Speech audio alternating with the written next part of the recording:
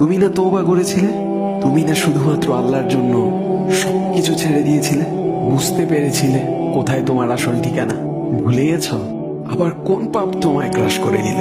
তুমি তো সেই যে নিজের পাপের প্রতি অনুতপ্ত হয়ে সিজদায় পড়ে অঝরে কেঁদেছিলে। তাহলে আবার কেন দুনিয়ার ধোকায় পড়ে গেলে? কেন ভুলে গেলে কোথায় তোমার আসল গন্তব্য? তুমি কি হার মেনে নিয়েছো নফসের কাছে? তুমি এত দুর্বল, ভুলে গেছো তুমি কার বান্দা? কে তোমার রব? তোমার রব তো সর্বশক্তিমান। সর্বশক্তিমানের বান্দা আবার কখনো দুর্বল হয় নাকি? মৃত্যু পর্যন্ত লড়ে যাও তুমি। শয়তানকে দেখিয়ে দাও তোমার ইমানের পাওয়ার। শয়তানের ধোকায় পড়ে অনেক পাপ করে ফেলেছো, তাই নিরাশ হয়ে গেছো তুমি, তাই না? তুমি কি জানো না তোমার রব কতটা মহান? তিনি তো তোমাকে ক্ষমা করার জন্য অপেক্ষা করছেন। তাই ফিরে আসো সেই রবের দুয়ারে, যার দুয়ার কখনো বন্ধ হয় না। ভিডিওটি ভালো লাগলে একটি শেয়ার করে দিবেন।